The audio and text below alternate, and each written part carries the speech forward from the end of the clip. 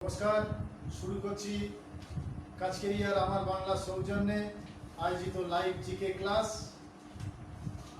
আজ 10 জুলাই 2021। আজকের দিনে ভারতের বিশিষ্ট ক্রিকেটার সুনীল গাভাস্কার জন্মগ্রহণ করেছিলেন। 1949 সালের 10ই জুলাই তার জন্ম। মুম্বাইতে তার জন্ম হয়েছিল। তার সম্পূর্ণ নাম সুনীল মনোহর গাভাস্কার। টেস্ট ক্রিকেটে তার 34টি সেঞ্চুরি রয়েছে, পাশাপাশি 10,000-এরও বেশি রান রয়েছে ক্রিকেটে। তার জন্মদিনে আমাদের শুভেচ্ছা। পাশাপাশি আজকের দিনে বর্ণ বৈষম্য নীতির অবসানের পর দক্ষিণ আফ্রিকা ক্রিকেট দল পুনরায় আইসিসি দ্বারা আন্তর্জাতিক আঙিনায় ক্রিকেট খেলার অনুমতি পেয়েছিল। সেই সালটি ছিল 1991 সাল। আজকের দিনে এই বিশেষ ঘটনা। লাইভ জিকে ক্লাস আজ 10ই জুলাই 2021, বিশেষত বাংলা সাহিত্যের উপর এই প্রশ্নপত্র দাঁড়িয়ে আমরা প্রথম যে প্রশ্নটিতে আসব সেটি হচ্ছে, পদাতিক কাব্যগ্রন্থ কার লেখা? প্রশ্নটা আরো একবার বলছি, পদাতিক কাব্যগ্রন্থ কার লেখা?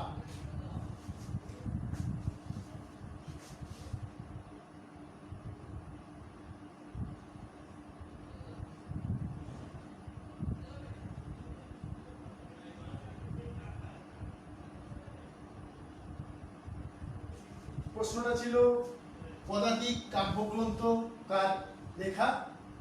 এর উত্তর হচ্ছে সুভাষ মুখোপাধ্যায়।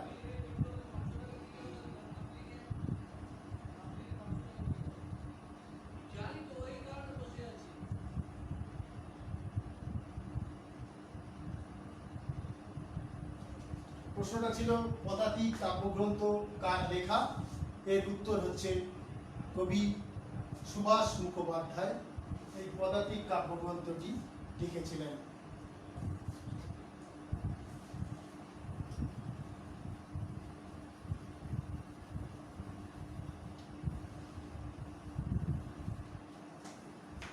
নেক্সট প্রশ্নে আসছি, টারজান চরিত্রটি কার সৃষ্টি? প্রশ্নটা হচ্ছে, টারজান চরিত্রটি কার সৃষ্টি?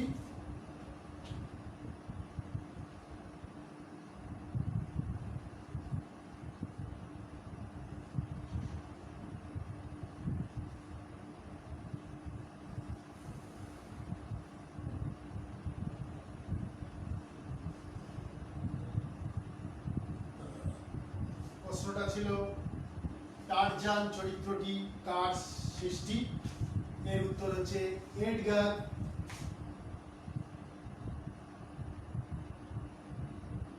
রাইস বারোজ।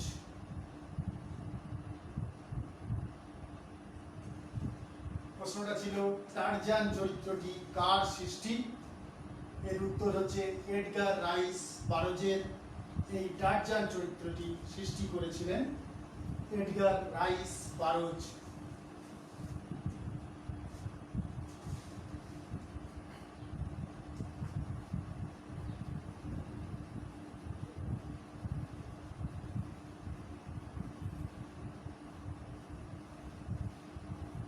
এই পর্বের পরবর্তী প্রশ্নে আসছি, দীনবন্ধু মিত্রের নীল দর্পণ নাটকের ইংরেজি অনুবাদের নাম কি?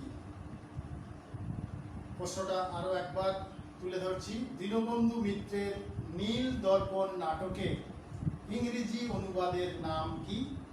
এর উত্তর অনেকেই জানেন। এর উত্তরটি হচ্ছে the Indigo planting mirror. Dinabandhu মিত্রের নীল দর্পণ নাটকের ইংরেজি অনুবাদ হচ্ছে দ্য ইন্ডিগো প্লান্টিং মিরর। কাজ কেরিয়ার আমার বাংলা সৌজন্যে আয়োজিত লাইভ জিকে ক্লাসে এবারে যে প্রশ্নটি, সত্যজিৎ রায়ের কন্যার তিনটি গল্পের নাম কি কি?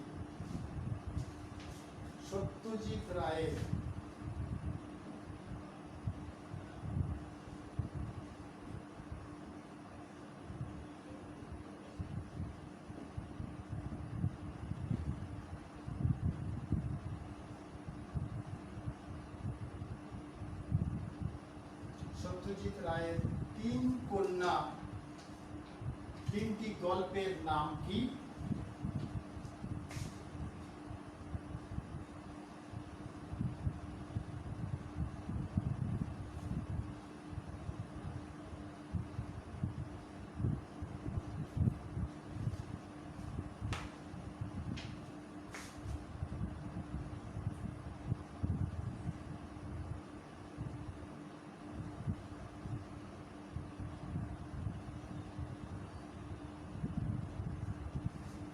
প্রশ্নটা ছিল সত্যজিৎ রায়ের কন্যার তিনটি গল্পের নাম কি কি? সত্যজিৎ রায়ের কন্যার তিনটি গল্প।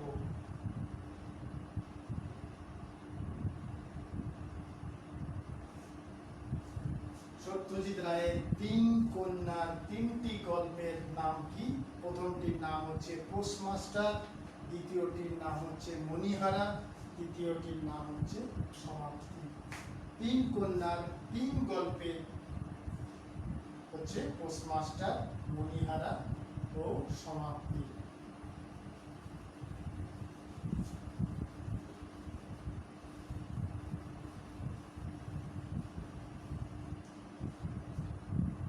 পরের প্রশ্নে আসছি, সন্দেশের সম্পাদক কে ছিলেন?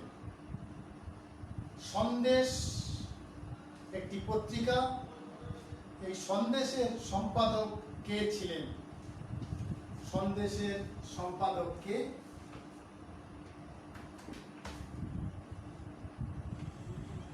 সন্দেশ পত্রিকার সম্পাদক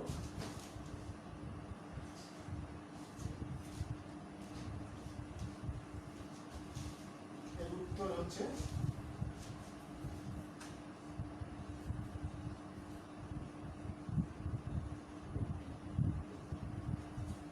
সন্দেশ পত্রিকার সম্পাদক কে?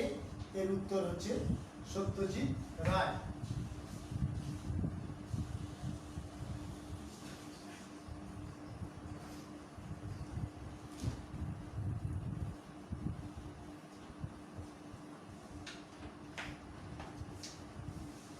পরের প্রশ্নে আসছি, পরবর্তী পর্বের প্রথম প্রশ্ন, বাংলা সাহিত্যে ত্রয়ী বন্দ্যোপাধ্যায় কাদের বলা হয়?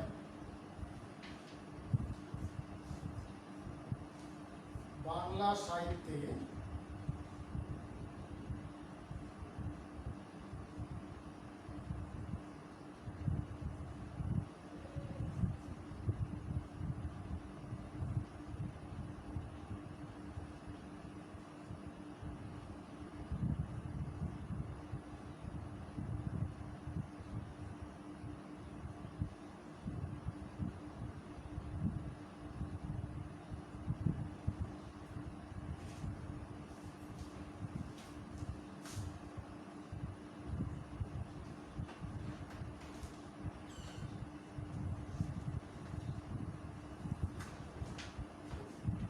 আমাদের প্রশ্নটা ছিল বাংলা ত্রয়ী বন্দ্যোপাধ্যায় কারা?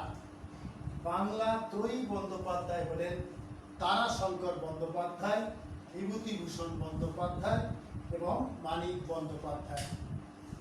বাংলা সাহিত্যে ত্রয়ী হিসেবে চিহ্নিত, বাংলা সাহিত্যে ত্রয়ী হিসেবে চিহ্নিত বন্দ্যোপাধ্যায়, ত্রয়ী বন্দ্যোপাধ্যায় হলেন তারাশঙ্কর বন্দ্যোপাধ্যায়, বিভূতিভূষণ বন্দ্যোপাধ্যায় ও মানিক বন্দ্যোপাধ্যায়। এই তিনজনকে মিলে বাংলা সাহিত্যে ত্রয়ী বন্দ্যোপাধ্যায় হলেন এই সাহিত্য ব্যক্তিত্বরা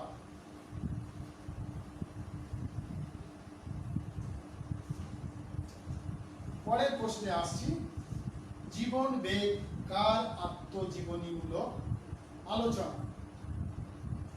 প্রশ্নটা ছিল জীবন বেগ কার আত্মজীবনীমূলক আলোচনা।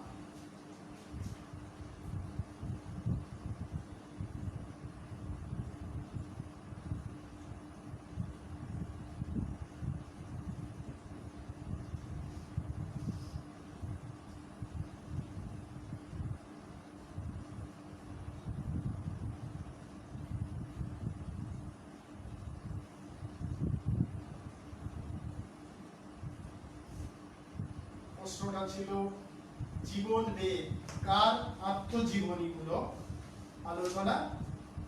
এর উত্তর হচ্ছে কেশবচন্দ্র সেন।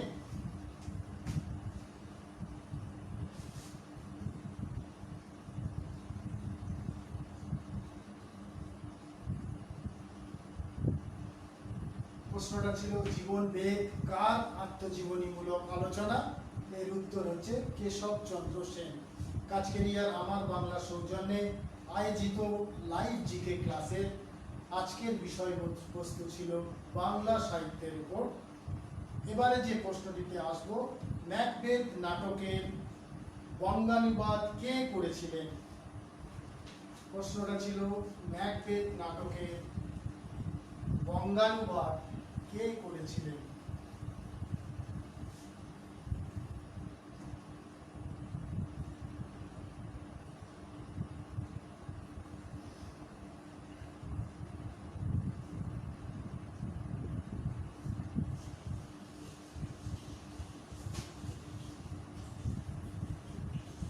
প্রশ্নটা ছিল ম্যাকবেথ নাটকের বঙ্গানুবাদ কে করেছিলেন। ম্যাকবেথ নাটকের বঙ্গানুবাদ করেছিলেন গিরিশচন্দ্র ঘোষ। এর উত্তর হচ্ছে গিরিশচন্দ্র ঘোষ।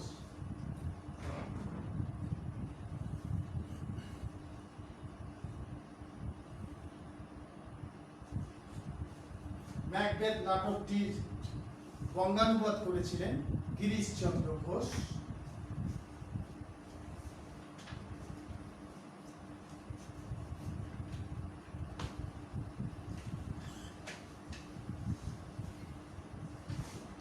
এই পর্বের পরবর্তী প্রশ্নে আসছি, সনেটের উৎপত্তি কোথায়। প্রশ্নটা ছিল সনেটের উৎপত্তি। সনেটের নাম আমরা জানি, এই সনেট উৎপত্তি কোথায় হয়েছিল। সনেটের উৎপত্তি হয়েছিল ইতালিতে।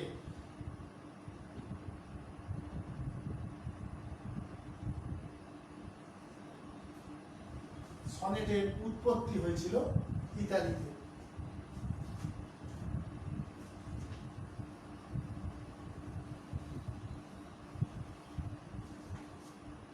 পরের প্রশ্নে আসছি, ম্যাকমুলারের আসল নাম কি। ম্যাকমুলারের আসল নাম কি। আমরা এই প্রশ্নের উত্তর অনেকেই জানি, ফ্রেডারিক ম্যাক্সমিলান মুলার। ম্যাক্সমুলারের আসল নাম হচ্ছে ফ্রেডারিক ম্যাক্সমিলান মুলার। পরের প্রশ্নে আসছি, বাড়ি কাহিনী কার রচনা।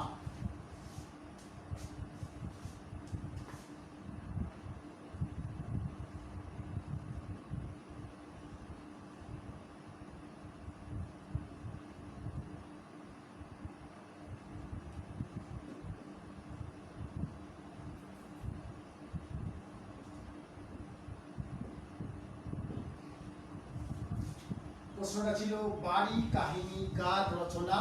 এর উত্তর হচ্ছে বঙ্কিমচন্দ্র চট্টোপাধ্যায়। বঙ্কিমচন্দ্র চট্টোপাধ্যায় বাড়ি কাহিনী রচনা করেছিলেন।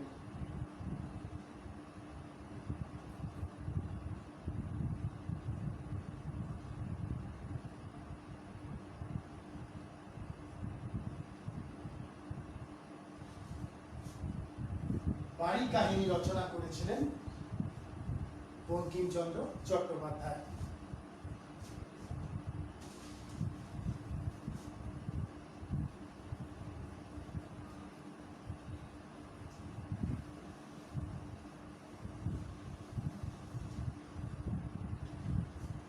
পরের প্রশ্নে আসছি, শরৎচন্দ্রের কোন উপন্যাসটি রাজদ্রোহের অভিযোগে নিষিদ্ধ হয়েছিল? প্রশ্নটা হচ্ছে শরৎচন্দ্রের কোন উপন্যাসটি রাজদ্রোহের অভিযোগে নিষিদ্ধ হয়? এর উত্তর হচ্ছে পথের দাবি।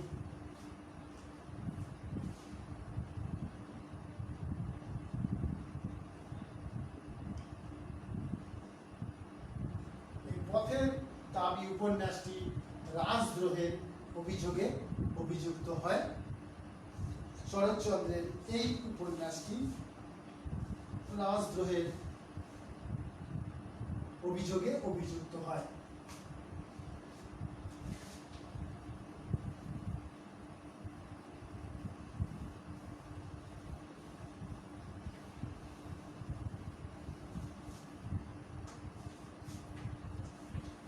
পরের প্রশ্নে আসছি।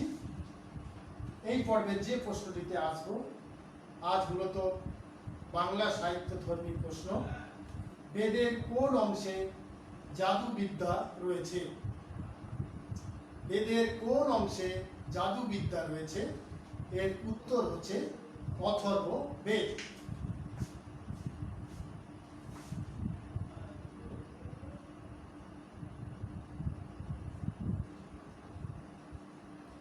অথর্ব বেদে জাদুবিদ্যা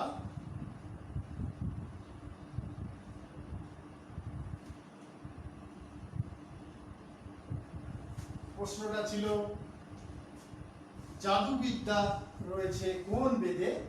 এর উত্তর হচ্ছে অথর্ব বেদ। অথর্ব বেদে জাদুবিদ্যা রয়েছে।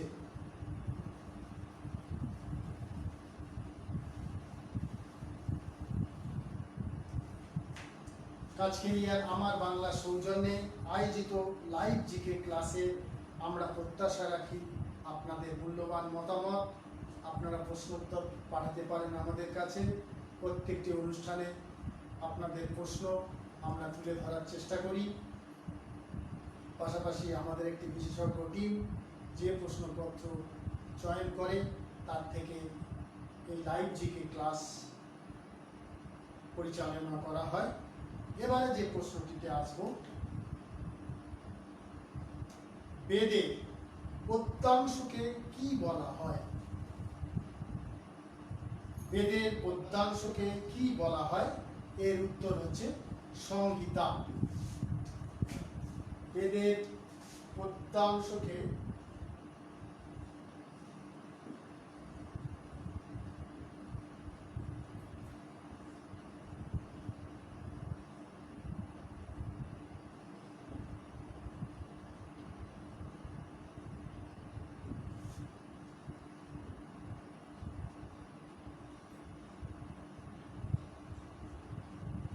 বেদের পদ্যাংশকে কি বলা হয়ে থাকে? এর উত্তর হচ্ছে সংহিতা। বেদের পদ্যাংশকে বলা হয় সংহিতা।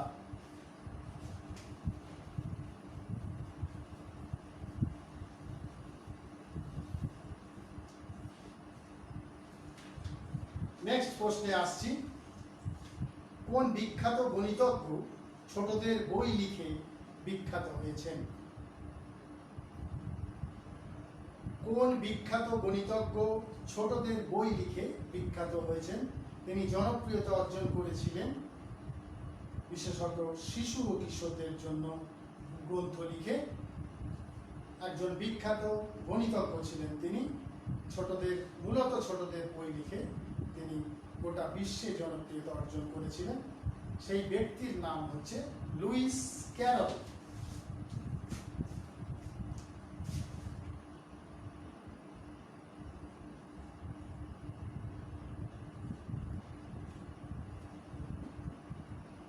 লুইস ক্যারল ছোটদের জন্য বই লিখে জনপ্রিয় হয়েছিলেন।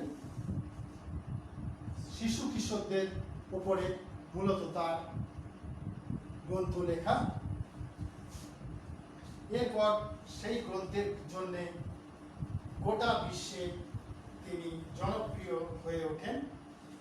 লুইস ক্যারল এই গণিতজ্ঞ। নেক্সট প্রশ্নে আসছি, বিবেকানন্দ কত সালে শিকাগো ধর্ম সম্মেলনে যোগদান করেছিলেন? এই প্রশ্নের উত্তরটা অনেকেই জানেন। আরও একবার, অনেক প্রতিযোগিতামূলক পরীক্ষাতে এই প্রশ্নটি এসেছে। 1893 সালের 31 মে বিবেকানন্দ শিকাগো ধর্ম সম্মেলনে অংশ নিয়েছিলেন। সালটা হচ্ছে 1893 সালের 31 মে।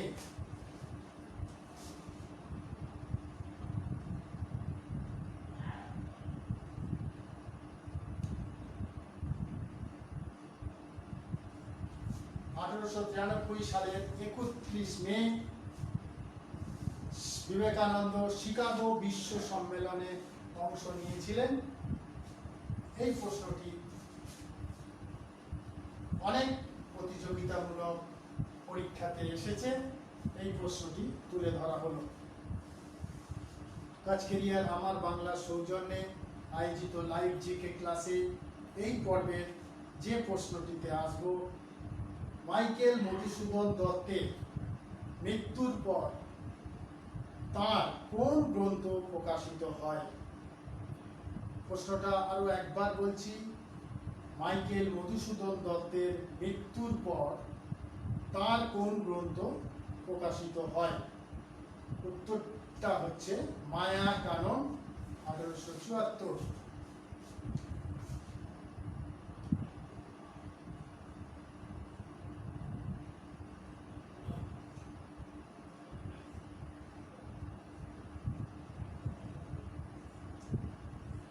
মাইকেল মধুসূদন দত্তের মৃত্যুর পর একটি গ্রন্থ প্রকাশিত হয়েছিল তার, সেই গ্রন্থটির নাম হচ্ছে মায়া কানন। 1874 সালে এই গ্রন্থ প্রকাশিত হয়েছিল।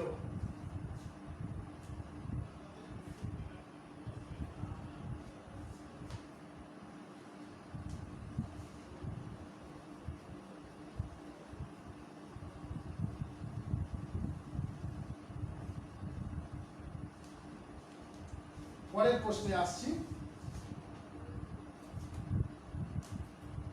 মৃত্যুর পর বিভূতিভূষণ বন্দ্যোপাধ্যায়কে কোন উপন্যাসের জন্য রবীন্দ্র পুরস্কার প্রদান করা হয়েছিল? বিভূতিভূষণ বন্দ্যোপাধ্যায়কে মৃত্যুর পর কোন উপন্যাসের জন্য রবীন্দ্র পুরস্কার প্রদান করা হয়েছিল? এর উত্তরটি হচ্ছে ইছামতি।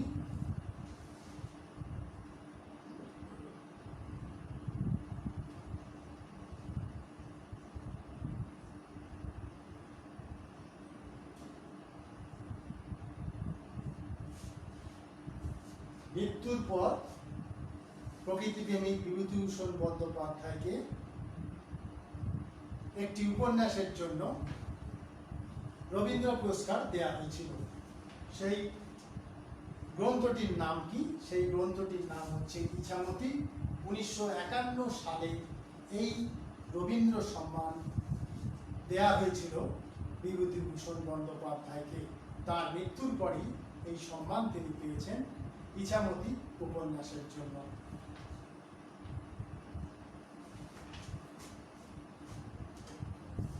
তার অসংখ্য উপন্যাসের মধ্যে, বিভূতিভূষণ বন্দ্যোপাধ্যায়ের অসংখ্য উপন্যাসের মধ্যে ইছামতি একটি অন্যতম উপন্যাস। 1951 সালে রবীন্দ্র পুরস্কার দেওয়া হয়েছিল এই গ্রন্থটি, এই উপন্যাসটির জন্য। পরের প্রশ্নে আসছি, কোন বাংলা উপন্যাস প্রথম জ্ঞানপীঠ পুরস্কার পায়? প্রশ্নটা হচ্ছে, কোন বাংলা উপন্যাস প্রথম জ্ঞানপীঠ পুরস্কার পায়? এর উত্তর হচ্ছে গণদেবতা।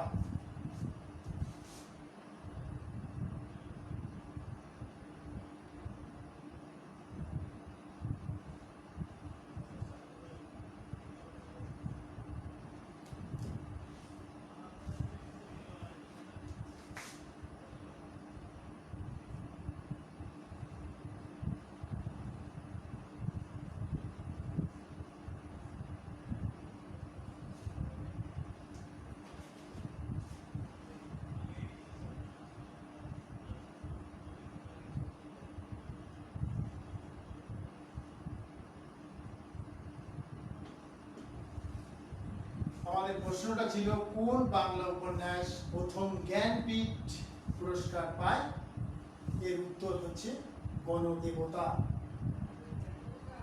বাংলা উপন্যাস প্রথম জ্ঞানপীঠ পেয়েছিল, তার নাম হচ্ছে গণদেবতা।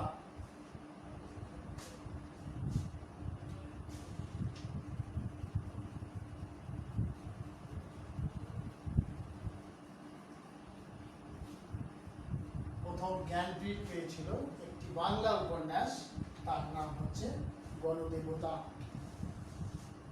পরের প্রশ্নে আসছি। অনুষ্ঠানের একেবারে শেষ লগ্নে এসে পৌঁছেছি আমরা।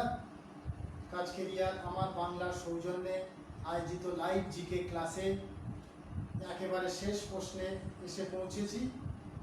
এই শেষ প্রশ্ন করার আগে কয়েকটি বিষয় একটু আলোকপাত করতে চাই। আপনারা এই অনুষ্ঠানের মূল্যবান মতামত জানাবেন, পাশাপাশি লাইক, কমেন্ট ও শেয়ার করে আমাদের পাশে থাকবেন।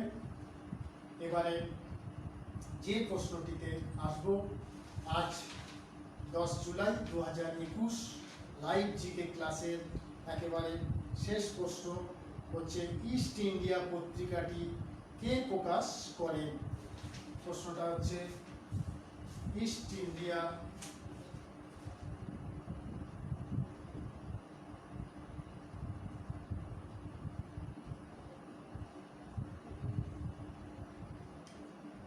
ইস্ট ইন্ডিয়া পত্রিকাটি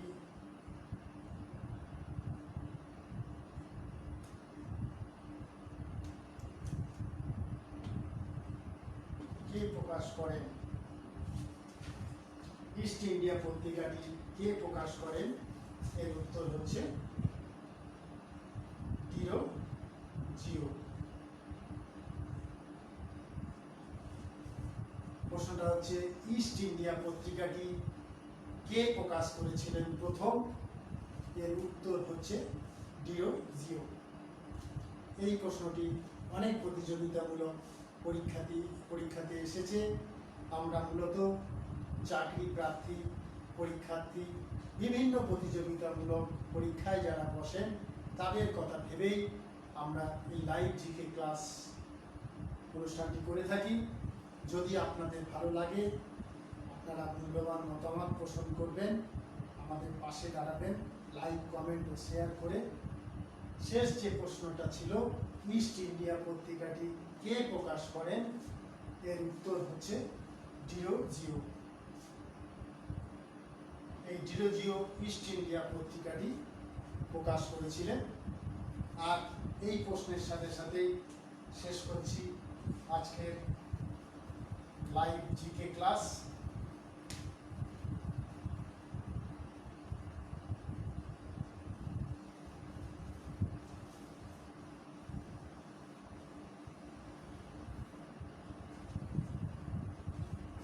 কাজকেরিয়ার আমার বাংলার সৌজন্যে লাইভ জিকে ক্লাসের